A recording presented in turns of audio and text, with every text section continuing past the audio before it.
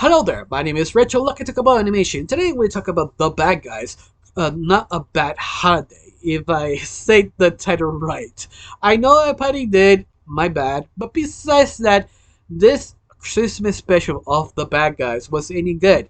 I have to say yes, it starts a little slow at the very beginning. In fact, I'm sort of more surprised that it was dropped on Netflix because every time that DreamWorks, or not just DreamWorks, any other company in animation do a Christmas special or any type of other specials, they usually contact ABC to actually release it a special weekend of that holiday. And usually it's high production, was commercialized, and DreamWorks decided, nah, we semi-promoting on Netflix. It's just sort of kind of weird. But this is not the first time. Anytime they do sort of a special, usually it's combined with the TV series or anime series they make and they drop it on Netflix or Hulu or whatever streaming service they made a deal of, but never really promoted. It's just sort of like a surprise if you watching that specific episode. But this one is sort of surprise also because it was actually good, but not amazing. It's one of those like it starts slow at first because they're trying to set up everything that Wolf himself and his team are basically staking out a plan to steal a bank on Christmas Day because during that time, everybody sort of has a day off because they want to celebrate Christmas. You see, plan it became sort of a traditional kind of thing from the group every single year steal a bank of the day of Christmas till they sort of accidentally kind of pick up a Christmas balloon basically looks like Santa Claus, but it's sort of a very iconic balloon that all the people love this balloon for some apparent reason, and they sort of accidentally destroy it. Now everybody's sort of depressed, they can celebrate, so decide to go back to work and work on Christmas Day. Now the wolf and his team panicking, so how we gonna steal the bank? They have cops in or security protecting the bank. And this is sort of the twist of this Christmas special is that they trying to kind of motivate people to celebrate Christmas, to sort of steal stuff in the holidays and give everybody who needs it to make them sort of happy, make them happy to celebrate Christmas. That's sort of kind of backwards thinking that group actually do to get what they want. Yeah, I thought that's sort of kind of fun because they sort of saying, no, we're doing this because we're evil, not because we're good. Like, we must clarify that. And that's sort of kind of into now that sort of baby step becoming the good people they actually are, but in meaning, like, not in meaning that, no, we're still evil. We're just doing this because of the bank. Truly, that's the thing we must do. Like, it's sort of obvious. But I love it, they sort of gave a little bit more understanding of the group, how they think. Like, for example, their opinion of Christmas is all about how Santa Claus is one of the greatest crooks because how easily he steals each Pacific year. That Pacific day breaks down hundreds of houses and no one can catch him. Once again, that's sort of interesting perspective they have being criminals, and they are kind of completely interesting. They talk about Robin Hood. You compare Santa and Robin Hood, how different they are. They have respect of Santa Claus, but don't have respect by Robin Hood because he's only steal for the poor and give to the rich. It's just so wrong and messed up, and that's just sort of interesting. They have that sort of interesting conversations in their group that I was sort of surprised they didn't put that in the original movie. I kind of wish they add more kind of dialogue like that in the movie, or at least hopefully in the sequel.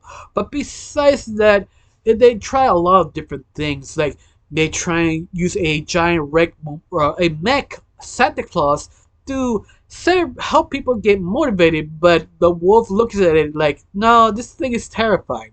They make a balloon, and you know what?